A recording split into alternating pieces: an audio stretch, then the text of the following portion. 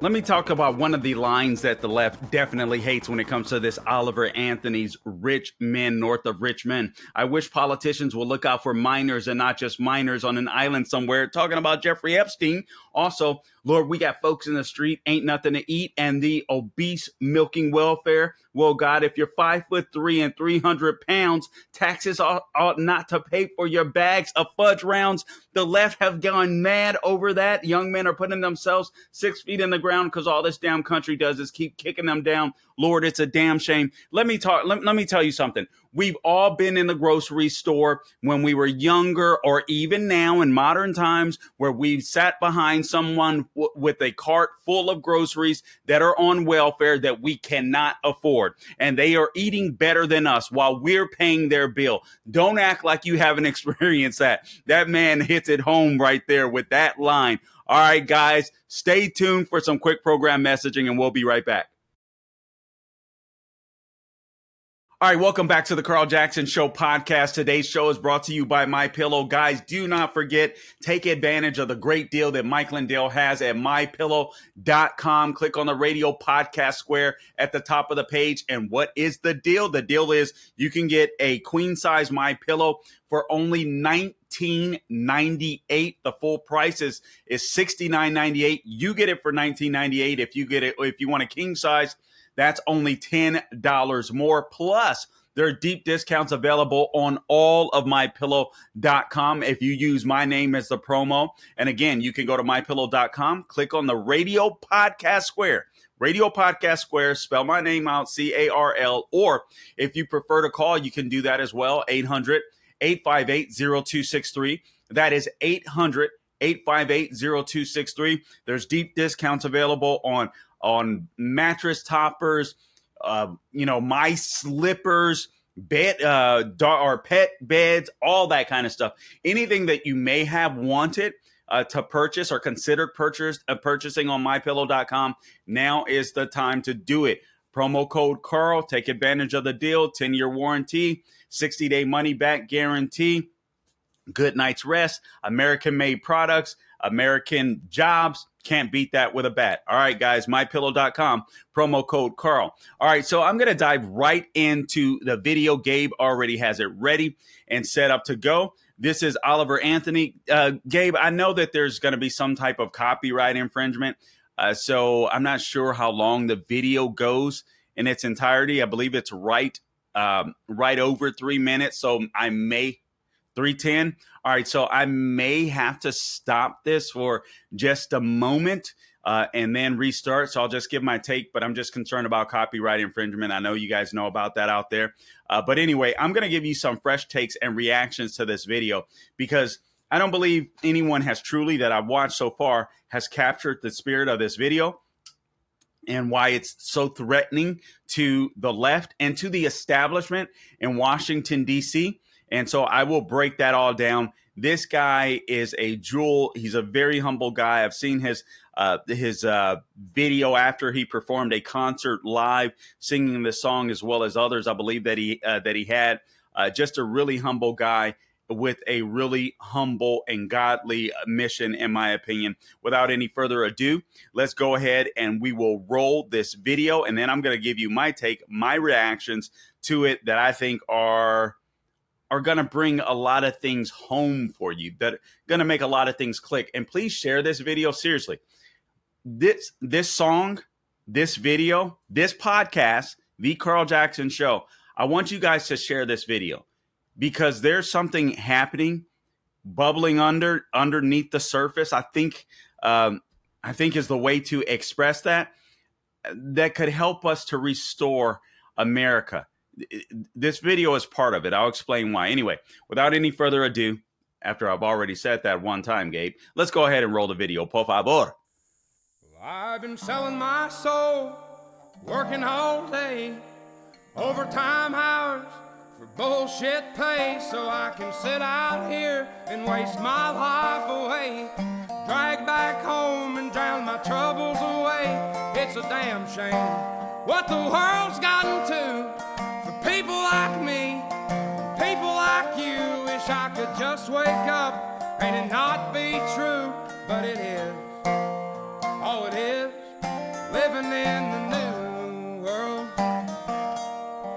with an whole soul. These rich men north of Richmond, Lord knows they all just wanna have total control. Wanna know what you think, wanna know what you do, and they don't think you know, but I know that you do, 'cause your dollar ain't shit, and it's taxed to no end, 'cause the rich men north of Richmond.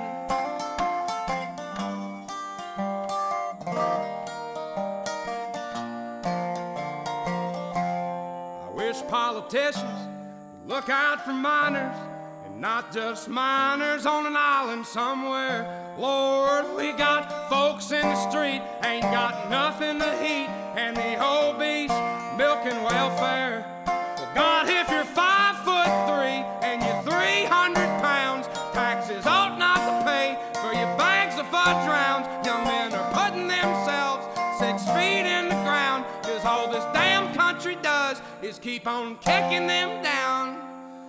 Lord, it's a damn shame what the world's gotten to for people like me, people like you. Wish I could just wake up and it not be true, but it is. Oh, it is. Living in the new world with an whole soul.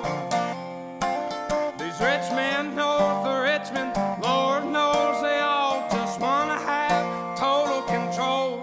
Wanna know what you think, wanna know what you do, and they don't think you know, but I know that you do, 'cause your dollar ain't shit, and it's taxed to no end, 'cause the rich men north of Richmond.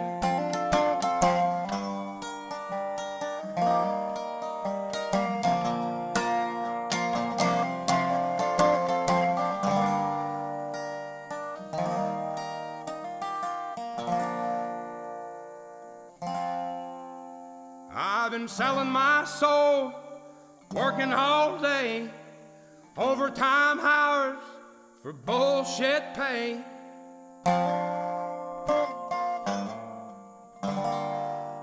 Listen, there's a lot of things in the news today, and I will touch on some of the headlines. I'm not going to go into great detail or specificity. I will be in for the Officer Tatum again this evening, so I hope you will catch me there. Again, subscribe to the podcast, The Carl Jackson Show. Please follow us, all things social media. We're on Facebook. We're on Twitter. We're on True Social Getter. We're also on YouTube and Rumble. I would really love to build up both YouTube and Rumble channels, so if you would rate, review, subscribe there, we would certainly appreciate it. Give us a 5. That'll help more people notice us.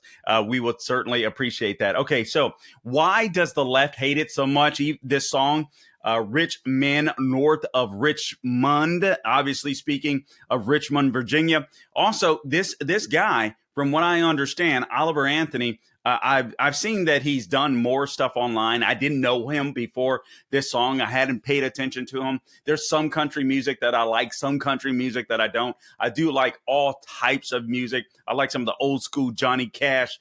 You know what I mean? And I've heard some country music in the past that I have liked some of the stars. I couldn't name the songs, to be honest with you. I love some Dolly Parton and Kenny Rogers, some old school stuff. You know what I mean? But even some of the newer stuff that I've heard over time. But I think this song resonates with so many people because it tells a lot of our stories. A lot of us can relate to it. I think this is one of the reasons why the left absolutely fears it. But I think the number one thing that it does that absolutely terrifies the left is this, and why they hate it, is because this song provokes this feeling within every single one of us. If you sit and listen to it, I had to listen to it a couple of times, and you know what resonated most with me, and I've got I've got several things that I want to talk to you about, but what resonated most and why I think the left fears it most is because essentially you feel this sense, this Americana. It's we the people. It's not you against me, right? It's us against them. He puts this into perspective. It's we the people. It's the middle class. It's the blue collar citizen that's hurting. And everybody experiences that. We may be experiencing that alone. We may think it's partisan, but I guarantee you the left hates this because they know that it resonates. The last time I checked, this thing had over 14 million views. The other day when I looked at it, it had blown up and it had 8 million views. So you're talking about in a day, within a day's period of time, the thing jumped. I don't even know what it's at right now. The thing jumped 6 million views. It's absolutely astonishing. Here's another thing they fear. We're experiencing this pain. And I'll get into some specific things, but we're experiencing this pain, whether it be the economy, suicide, death rates, all this kind of stuff, divisiveness, racial division. Who's in charge? Who's in charge? Who's running the country? Now, I know you may live in a red state like I do, right? Where we have a Governor Ron DeSantis and we just have some blue pockets like I live in Orlando. But who's running the Senate? Democrats. Who's sitting in the White House? A Democrat and Joe Biden. And things have just not been good for the American people. And everybody knows it, but what the left has been able to do is play blue against red, Republican against Democrat, Trump versus Biden. They've been able to play this game, but when a song like this breaks through and touches the heart, you know what it forces all of us to do? And this is what the left hates. We stop thinking blue and red. We stop thinking Democrat, Republican, and we start thinking, these are the things that are impacting me now. I feel this right now. And that allows our minds to break free of the partisan nonsense that we deal with all the time. And we can start thinking about policy. And they hate this song for it because it is not you against me. It's us. It's us. Whether you're a Republican, Democrat, conservative, Christian, it is us against them. This song makes it apparent that the federal government is crushing all of us unless you're one of their homies. Unless you're one of the rich elites that can hang out with the John Kerrys and the Joe and Hunter Bidens of the world.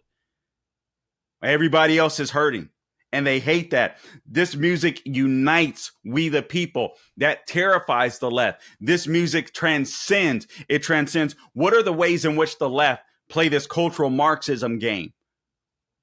Race, gender, or sex. I like to say sex. I hate saying the term gender because I know that it's fluid. I know that's why the left uses it.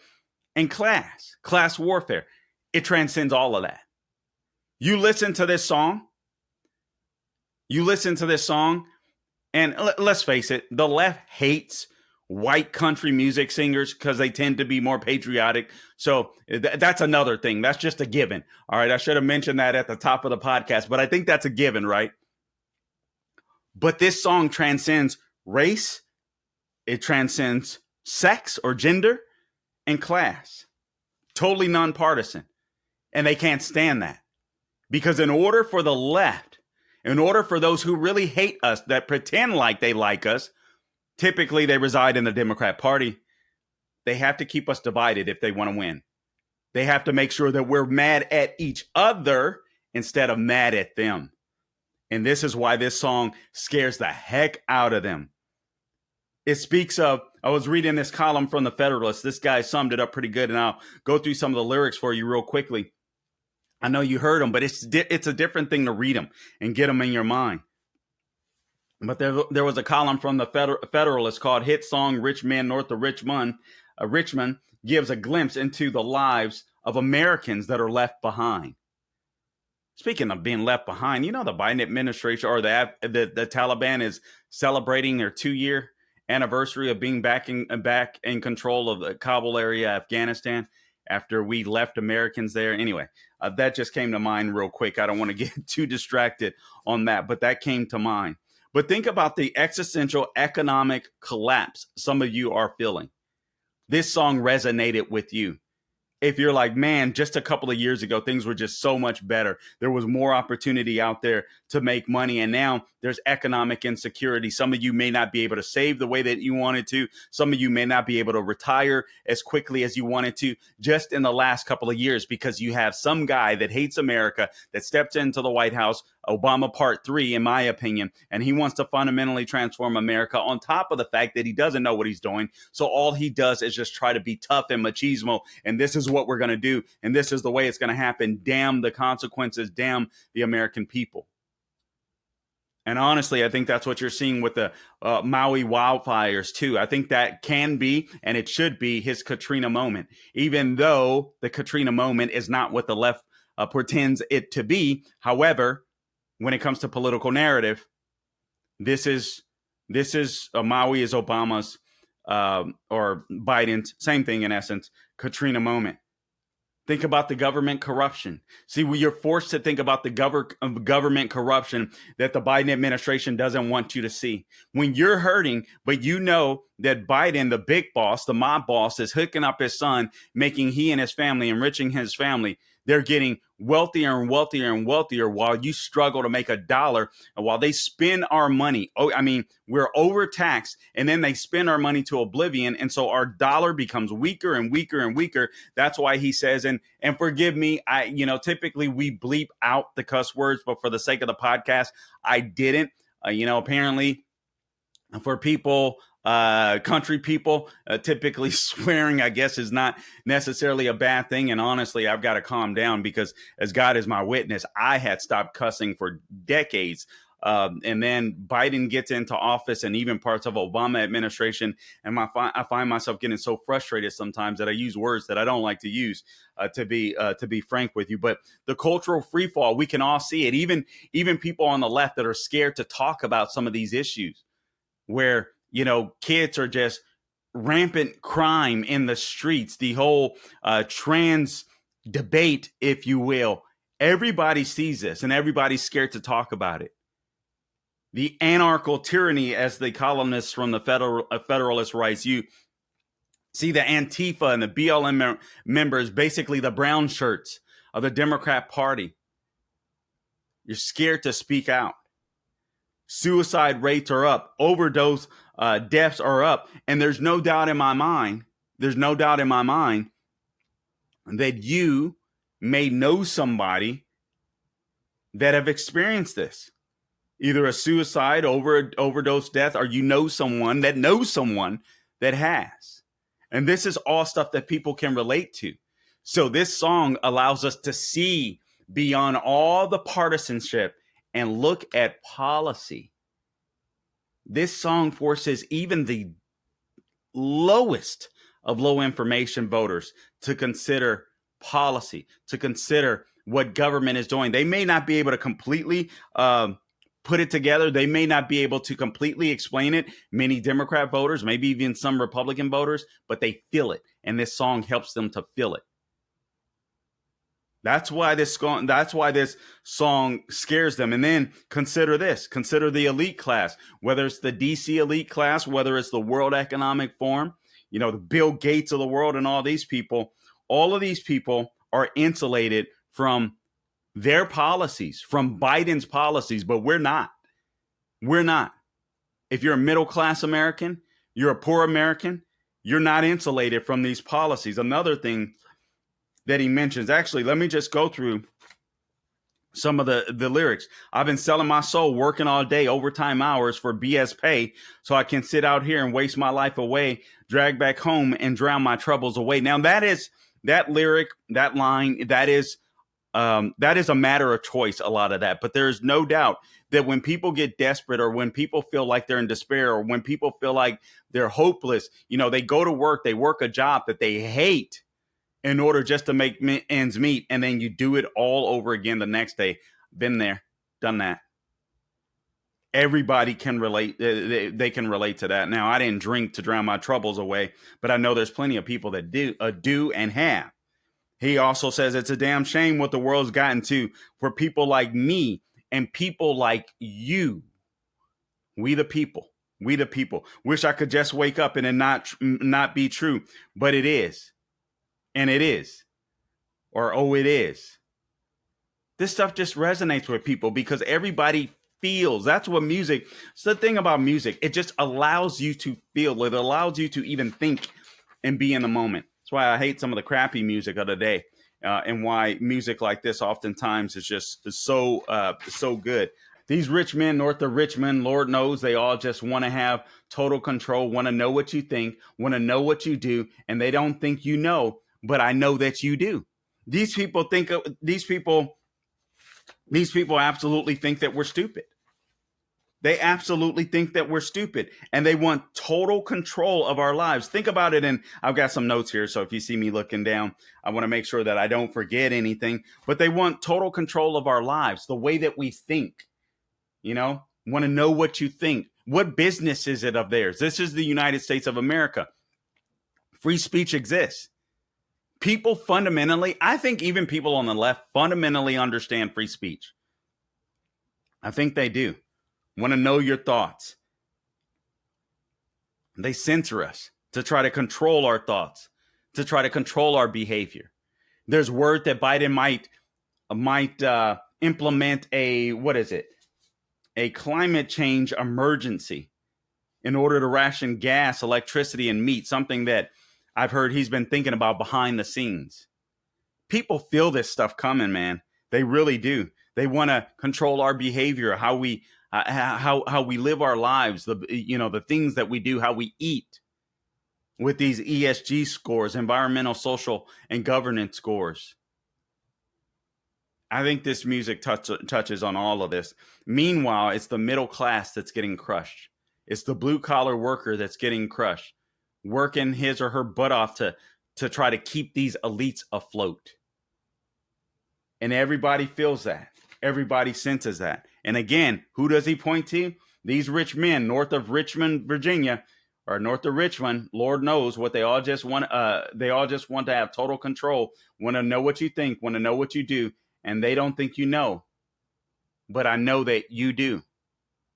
But I know that you do. He's talking to you and I. He relates to you and I. And we're talking about them. So it's not you versus me. It's us versus them. I go back to that point because essentially that's what it is. I think that's why this song resonates most. It helps people to realize, oh man,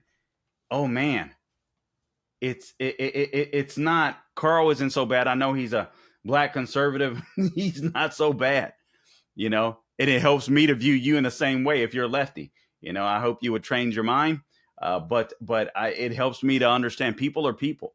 People buy into false ideology, false lies, so on, etc. Let me just read some of this. We'll close it out because he posted a YouTube video. Some of the things that he said, I just want to quote him. Oliver Anthony, he says, I know we're living in dark times, and I know that this is really just the beginning of what's to come. I think he's right. I do believe that things are going to get worse, so buckle up. It's going to be more important. As he said in the video, he doesn't share it here, or it's not written here, but we're so busy. We walk by each other on the streets, and we're looking at our phones as we walk by. Remember the good old days not too long ago? We're literally, even when you walk by a stranger, you just nodded and said hello. It made for a better America. It made for a kinder America. And I hope we get back to those days. There's a lot of beautiful people in the world, he says, and I meet a lot of awesome people every day. The universal thing I see is that it's like no matter how hard they push and how much effort they put into whatever it is they're doing, they just can't quite get ahead. And ultimately, what people want, in close quote, what people want is they want to be able to blame somebody. Oftentimes when they're going through some type of pain, right? He says, I had wasted a lot of nights getting high and getting drunk, and I had sort of gotten to a point in my life where even things that I did care about didn't mean anything to me anymore. I found an outlet in this music, and I understand that people will talk about this. I've heard some people say, well, look at his past. He admitted that he was, a drunkard and, on drugs and stuff like that. Yeah, but you know what? God is good and God is amazing, and God can change anyone's life, and God can use absolutely anybody.